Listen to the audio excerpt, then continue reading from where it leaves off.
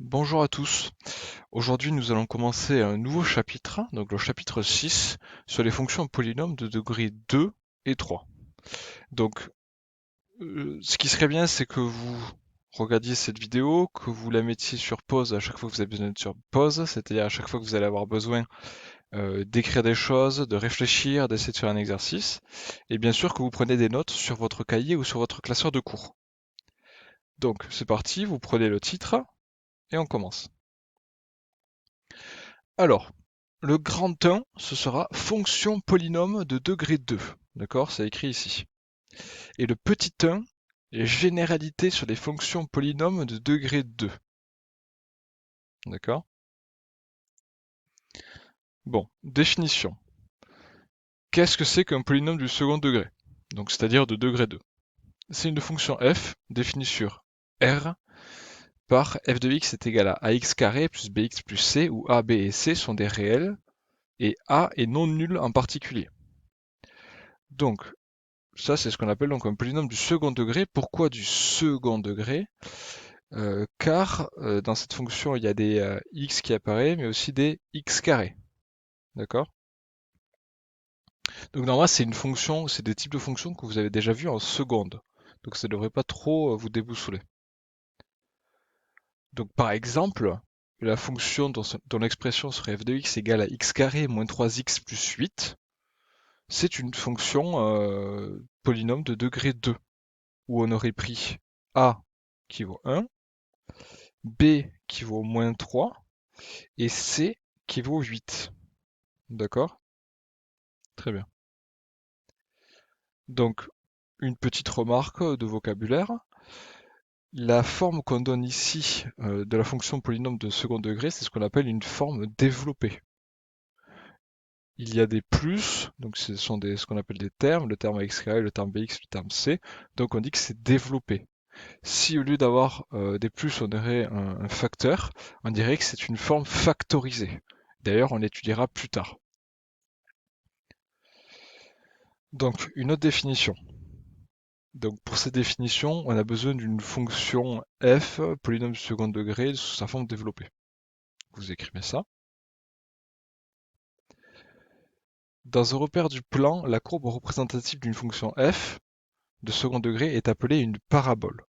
Donc la courbe d'une fonction qui ressemble à f, on appelle ça une parabole. Donc vous pouvez noter définition parabole. Et il va y avoir des particularités à cette parabole. Si la fonction f dont on représente la parabole a pour coefficient a un nombre positif, strictement, alors on va dire que la parabole est tournée vers le haut. En revanche, si le a est strictement négatif, on dirait que la parabole est tournée vers le bas. Donc ça, c'est un mot de vocabulaire qu'il faut que vous connaissiez, d'accord? Et ce coefficient a va être très important, donc il va falloir comprendre comprendre à quoi il sert et quelle est son influence sur la parabole, c'est-à-dire sur la courbe de f.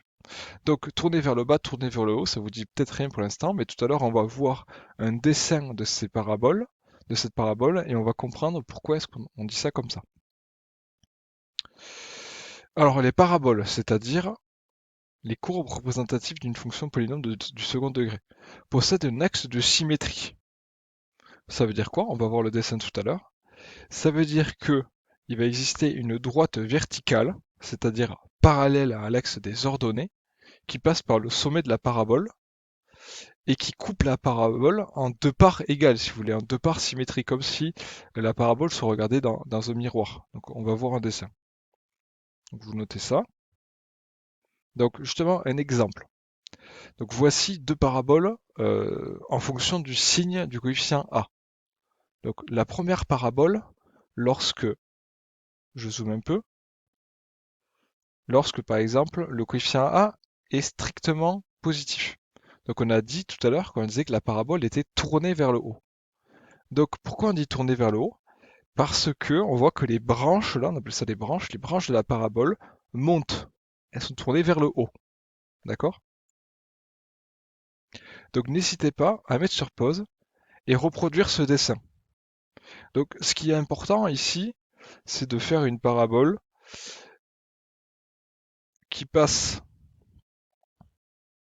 par ce point ici, donc de coordonnées moins 1,5 et 1,75 ici à peu près, et qui passe par ce point-là aussi. Coordonnées moins 3, 4 et coordonnées 0, 4. Bon, l'important, c'est de faire quelque chose qui descend rapidement comme ça, où il y a un sommet et qui remonte. D'accord? Donc ça, c'est une parabole. Bon. Qu'est-ce qui se passe si cette fois-ci A est strictement négatif? Eh bien, dans ce cas-là, on dit que la parabole est tournée vers le bas, parce que les branches de la parabole descendent, vous voyez là, elles vont vers le bas. Et dans ce cas-là, du coup, on a quelque chose qui ressemble à ça. Donc essayez de faire ce dessin. Donc pareil, il faut qu'il y ait un sommet, c'est-à-dire une sorte de pic. Et après, vous pouvez essayer de la faire passer par le point de coordonnées 0, 4 et le point de coordonnées 3, 4. L'important, c'est qu'on voit que la parabole est bien tournée vers le bas et qu'il y a un sommet. On dit que c'est un sommet. Donc autre chose, ici je ne l'ai pas représenté, mais parlons quand même de la symétrie. Vous voyez bien, par exemple ici, que notre parabole peut être coupée de manière symétrique au niveau du sommet ici. Ici, on pourrait faire passer une droite qui serait donc parallèle à l'axe des ordonnées et qui couperait la parabole en deux parts égales, si vous voulez. Donc on dit que c'est un axe de symétrie. Et elle passe par le sommet. Pareil ici. On pourrait faire passer l'axe de symétrie ici au niveau du sommet. D'accord? Donc ça c'est très important pour les paraboles de comprendre qu'il y a une symétrie. Donc quand vous avez fini de faire le dessin, on passe à la suite. Donc la suite, on change déjà de sous-partie. Donc maintenant ça va être petit 2. Vous notez ça, petit 2, fonction polynôme telle que x flèche, donc flèche on dit que c'est associe, tel que x associe à x carré, virgule, x associe à x carré plus c avec a différent de 0. Bon. Ça veut dire quoi? Ça veut dire qu'en fait, dans cette partie, on va étudier des fonctions polynômes particulières. En fait, des fonctions polynômes qui sont très simples. Donc, je vous rappelle, on va remonter un petit peu en arrière. Normalement, une fonction polynôme, ça ressemble à ça. ax carré plus bx plus c. Donc, il y a un coefficient en x et un coefficient en les unités là. Bon, ben nous, dans l'autre partie, en fait, on va étudier des fonctions polynômes où il n'y a pas de b et pas de c, c'est-à-dire où b et c valent 0, ou c'est-à-dire on a que ax carré, et aussi des fonctions polynômes où on a quand même le c mais pas le b, d'accord? On a juste ax carré plus c. Donc c'est des fonctions polynômes simples, on peut les étudier simplement. Alors, vous avez noté le titre de la sous-partie, notez exemple 3, l'influence de A lorsque A est positif. C'est-à-dire qu'on va tracer plusieurs courbes de fonctions polynômes qui ressemblent à, qui ont pour expression ax carré avec x nombre positif, et on va modifier le a. Là, on va prendre a qui vaut 1 par exemple pour f de x. Pour g de x, on va prendre a qui vaut 0,1, et pour h, on va prendre a qui vaut 5, et on va voir comment est-ce que ça influe sur le dessin, c'est-à-dire sur la parabole. Donc notez ça, et après vous allez faire ce dessin, ou un dessin qui ressemble. Alors, on a ici nos trois courbes. Donc en rouge, la parabole représentant la fonction f. En gris, la parabole représentant la fonction h. Et en violet, la parabole représentant la fonction g. Donc ce qu'il faut que vous remarquiez, c'est que ces trois paraboles, comme vu précédemment, ont un axe de symétrie. D'accord? On peut les couper en deux exactement. Et cet axe de symétrie passe par le sommet, c'est-à-dire la pointe de la parabole, si vous voulez. On remarque que ces paraboles, elles sont plus ou moins larges. Il y a la violette qui est très très large, et il y a la grise qui est très étroite. D'accord? Et on a la rouge qui est entre les deux.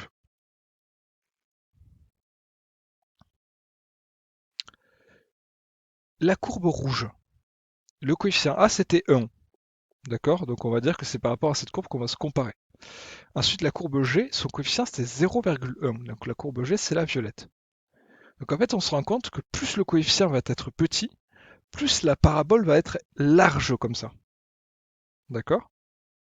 Par contre, pour la fonction h, son coefficient c'était 5. Donc on va pouvoir supposer que plus le coefficient a est grand, plus la parabole va être étroite comme ça. D'accord? Donc vous pouvez noter ça. C'est ce que je viens de marquer ici. D'accord? S'écarte, je dis qu'elle s'écarte, qu'elle est très large. Sinon la courbe se contracte quand A est grand. D'accord? Donc ça c'est ce que fait A. D'accord? Le coefficient A, s'il est grand, s'il est petit, ça va donner des choses comme ça. Bon. Maintenant, on va étudier l'influence de C. C'est-à-dire qu'on va prendre trois fonctions polynômes de degré 2 et on va juste faire modifier C. On va prendre x carré plus 0, donc C qui vaut 0, x carré plus 3, donc C qui vaut 3, x carré moins 4, donc C qui vaut moins 4. Et on va regarder les graphiques que vous allez dessiner et on va essayer de voir du coup, de comprendre ce qui se passe dans les paraboles lorsqu'on modifie C. Alors, donc toujours pareil, ce sont des paraboles, donc elles sont tournées vers le haut, ce qui se comprend puisque les coefficients A devant valent 1, et 1 est positif, donc du coup c'est tourné vers le haut. On a un axe de symétrie qui en fait ici est l'axe des ordonnées. D'accord. Ensuite, qu'est-ce qu'on remarque de particulier? En fait, là, ce qu'on peut remarquer, c'est que ces trois paraboles sont identiques, dans le sens où elles ont la même largeur. Vous voyez tout à l'heure, quand on modifiait A, la largeur, si vous voulez, entre guillemets, s'agrandissait ou diminuait. Là, elles ont toutes la même largeur. La seule différence, c'est qu'en fait, elles vont être plus ou moins hautes. La violette, elle est très haute, entre guillemets, elle passe par 3 à l'origine. La rouge, elle passe par 0 à l'origine, et la grise, elle passe par moins 4 à l'origine. Alors, essayons de comprendre. Si on re-regarde les coefficients, si on regarde les coefficients C, par exemple, le coefficient C de la fonction f, c'est 0, donc en fait, c'est l'ordonnée à l'origine 0. Ensuite, G, son coefficient, le coefficient C, c'est 3. Et en fait, on remarque que 3, ça va être l'ordonnée à l'origine. Et pour H, c'est moins 4, c'est l'ordonnée à l'origine de moins 4. À l'origine, ça va être moins 4. D'accord? Donc en fait, lorsqu'on va augmenter C, la parabole va être translatée vers le haut. Et lorsqu'on va diminuer C, la parabole va être translatée vers le bas. D'accord? Donc vous pouvez noter ça. Ici. Quand vous l'avez noté, on passe à la suite. Donc maintenant qu'on a vu tout ça, je vais vous montrer un fichier GeoGebra qui modélise les déplacements, enfin, qui modélise la forme d'une parabole lorsqu'on modifie les coefficients A et C. Donc nous voici sur GeoGebra. Donc là, nous avons une parabole. Donc la parabole qui représente une fonction f qui est une fonction polynôme de degré 2. Et qui du coup a pour équation ax carré plus c. Donc, parce qu'on a dit qu'on a étudié que ce genre de fonction dans cette partie. Alors, voyons voir si je modifie A ce qui se passe. Donc ce qu'on a vu tout à l'heure, c'était que plus A était petit, plus la parabole allait s'élargir, s'écarter, et réciproquement, plus A sera grand, plus elle va se contracter. Donc vérifions ça. Si je grandis A, vous voyez, elle se contracte, elle devient de plus en plus fine. Mais si je diminue A, elle devient de plus en plus large. D'accord? Mais il y a quelque chose qu'on n'a pas vu tout à l'heure, on a étudié que lorsque A était positif, si A est négatif, qu'est-ce qui va se passer d'après vous? En fait, on l'a vu tout à l'heure, ce qui se passait quand A était négatif. On a dit que la parabole était tournée vers le bas. Donc, si A est négatif, la parabole va être vers le bas, et on va retrouver les mêmes propriétés, c'est-à-dire que lorsque A va être plus petit que moins 1, la courbe va se contracter, et lorsque A sera plus grand que moins 1, la courbe va s'élargir comme ça. D'accord? Et maintenant, regardons C. Donc, ce qu'on a dit, ce qu'on a dit sur C, c'est que quand on augmentait C, la courbe se translatait vers le haut, et réciproquement se translatait vers le bas si on diminuait C. Donc vérifions ça. Donc effectivement, lorsqu'on monte, ça monte, et lorsqu'on descend, ça descend. D'accord? Donc j'espère que vous avez une meilleure compréhension de ça.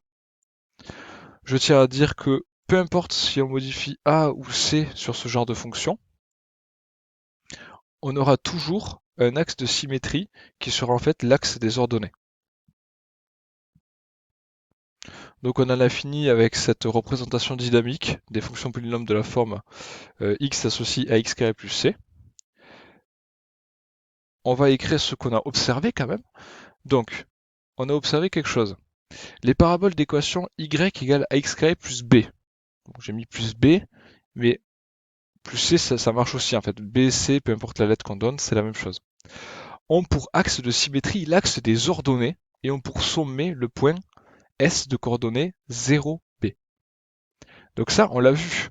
L'axe de symétrie étant l'axe des ordonnées. On l'a vu tout à l'heure sur le GeoGebra.